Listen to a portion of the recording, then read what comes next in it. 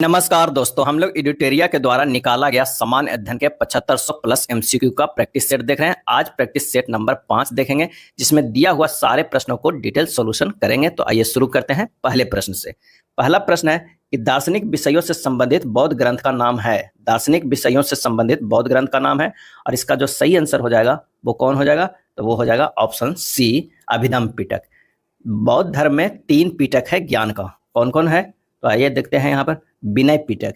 विनय पिटक जो है वो उपालि के द्वारा लिखा गया। किसके द्वारा? उपालि के द्वारा लिखा गया और इसमें वर्णन है संघों के नियमों का। संघों के नियमों का वर्णन है। दूसरा पिटक जो होता है वो सूत पिटक है। कौन है? सूत पिटक है, जिसका जो रचना किए हैं किसने? आनंद ने। और इसमें बुद्ध के उपदेश का संग्रह है। क्या है? संग्रह है। और तीसरा जो है वो अभिधम्म पिटक है। अभिधम्म पिटक है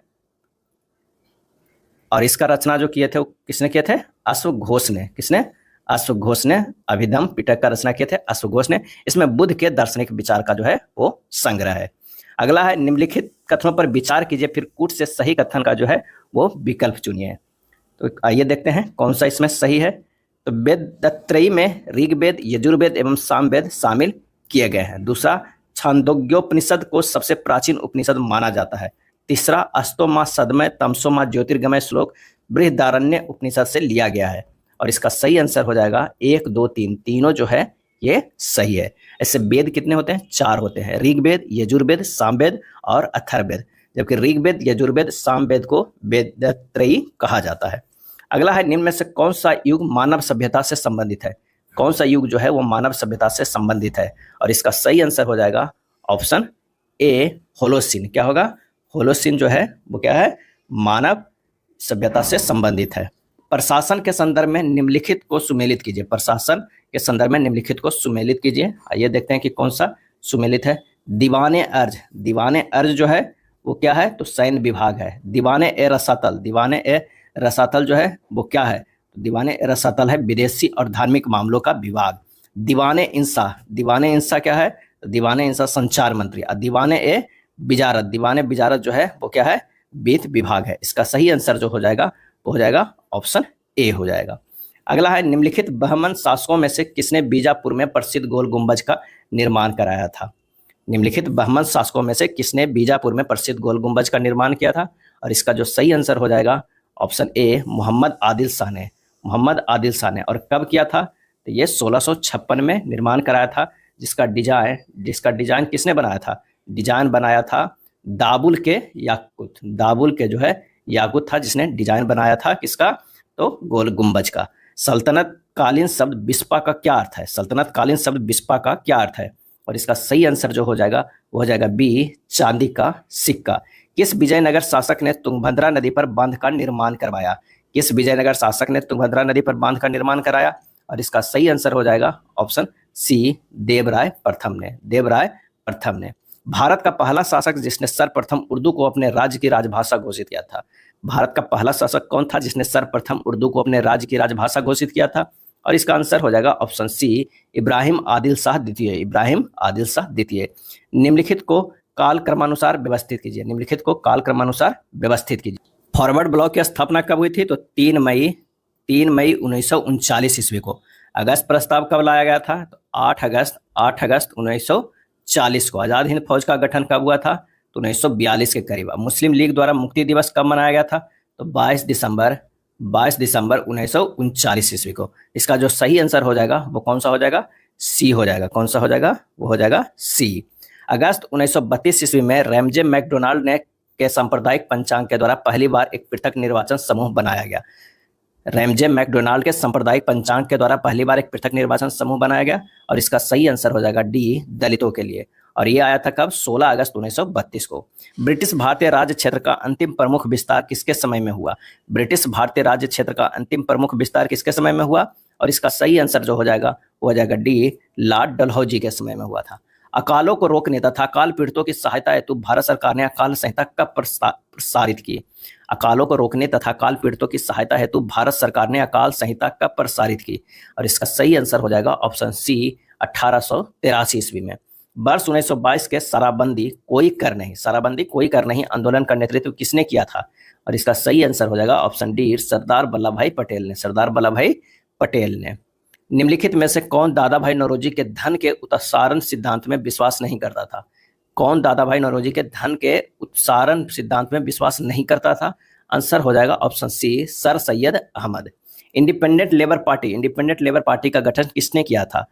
और इसका आंसर हो जाएगा ऑप्शन ए, भीमराव अंबेडकर ने। निम्नलिखित में से कौन सा मौलिक अधिकार निवारक निरोध द्वारा प्रतिबंधित होता है? कौन सा मौलिक अधिकार निवारक निरोध द्वारा प्रतिबंधित होता है? और इसका सही आंसर हो जाएगा ऑप्शन बी, स्वतंत्रता का अधिकार। संयुक्त संसदीय समिति के अध्यक्ष का मनोनयन किसके द्वारा किया जाता है? संयुक्त संसदीय समिति के अध्यक्ष का मनोनयन किसके द्वारा किया जाता है? और इसका सही आंसर जो हो जाएगा वो हो जाएगा डी, लोकसभा अध्यक्ष के द्वारा। किस संविधान संशोधन द्वारा राष्ट्रपति शासन को 3 वर्ष तक बढ़ाने की व्यवस्था की गई? किस संविधान संशोधन द्वारा राष्ट्रपति शासन को 3 वर्ष तक बढ़ाने की व्यवस्था की गई? और इसका आंसर हो जाएगा ऑप्शन सी, 59वां संविधान संशोधन से। शून्य आधारित बजट व्यवस्था किस पर आधारित है? शून्य आधारित बजट व्यवस्था किस पर आधारित है? और इसका आंसर हो जाएगा ऑप्शन डी, गत वर्ष के कार्यक्रमों को बिना कोई संदर्भ ग्रहण किए कार्यक्रमों के निर्माण पे। मौलिक अधिकार किसकी रक्षा की गारंटी देते हैं? मौलिक अधिकार किसकी रक्षा की गारंटी देते हैं? और इसका सही जवाब हो जाएगा ऑप्शन बी, नागरिकों के स्वच्छंद शासन से। निम्नलिखित युग्मों में से कौन सा युग्म है अनुच्छेद प्रावधान सही सुमेलित नहीं है? बताना है इनमें से कौन जो है वो सही सुमेलित नहीं है। तो अनुच्छेद 124 उच्चतम न्यायालय का अभिलेख न्यायालय होना जो है ये सही सुमेलित नहीं है। अनुच्छेद 125 उच्चतम न्यायालय की अपीलीय अधिकारिता है, सही। 143 उच्चतम न्यायालय की परामर्श शक्ति है, सही। अनुच्छेद 136 उच्चतम न्यायालय के द्वारा अपील के लिए विशेष इजाजत, ये सही है। तो आंसर जो हमारे पास हो जाएगा 21 का ए होगा। 30 डिग्री से 35 डिग्री उत्तर तथा दक्षिण अक्षांशों के मध्य में पूरे वर्ष चलने वाली पवनें क्या कहलाती है? 30 से 35 डिग्री उत्तर तथा दक्षिण अक्षांशों के मध्य में पूरे वर्ष चलने वाली पवनें क्या कहलाती है? सही जवाब हो जाएगा ऑप्शन ए, पछुआ हवाएं। हिमालय की सबसे पूर्वी चोटी निम्नलिखित में से कौन सी है? हिमालय की सबसे पूर्वी चोटी निम्नलिखित में कौन सी है? सही जवाब हो जाएगा ए, नामचा बरवा। सबसे पूर्वी चोटी नामचा बरवा। किसी नक्शे पर ढाल को दिखाने के लिए खींची गई असंबंध रेखाएं क्या कहलाती है? और इसका सही आंसर हो जाएगा ऑप्शन ए, हाइच्यूर। क्या कहलाती है? हाइच्यूर। निम्नलिखित में किस महासागर का सर्वाधिक विस्तृत महाद्वीपीय ढाल क्षेत्र है?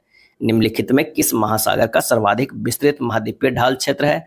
और इसका आंसर जो हो जाएगा वो हो जाएगा कौन सा? डी, अटलांटिक महासागर। क्या हो जाएगा? अटलांटिक महासागर। धारावाह चालक का संबंध किससे होता है? धारावाह चालक का संबंध किससे होता है? और इसका आंसर हो जाएगा ऑप्शन ए, चुंबकीय क्षेत्र से। किससे? चुंबकीय क्षेत्र से। हिग्स बोसॉन की उपस्थिति की पुष्टि किसका औचित्य सिद्ध करेगी? हिग्स बोसॉन की उपस्थिति की पुष्टि किसका औचित्य सिद्ध करेगी? और इसका सही आंसर हो जाएगा ऑप्शन सी, ब्रह्मांड की अस्थायी दशा में प्रतिरूप। ब्रह्मांड की अस्थायी दशा में प्रतिरूप का। नम वायु में रखी गई लोहे की चादर पर जंग लग जाता है, जंग के संबंध में कौन सही है? नम वायु में रखी गई लोहे की चादर पर जंग लग जाता है, जंग के संबंध में कौन सही है? और इसका आंसर हो जाएगा ऑप्शन बी, एक यौगिक है। क्या है? एक यौगिक है। हाइबर प्रक्रिया द्वारा अमोनिया के उत्पादन में किस उत्प्रेरक का उपयोग किया जाता है? हाइबर प्रक्रिया द्वारा अमोनिया के उत्पादन में किस उत्प्रेरक का उपयोग किया जाता है? सही आंसर हो जाएगा ऑप्शन कौन सा? तो वो है लोहा का। निकेल और प्लेटिनम करें, लोहा। आंसर हो जाएगा कौन सा? तो 29 का हो जाएगा, वो है बी।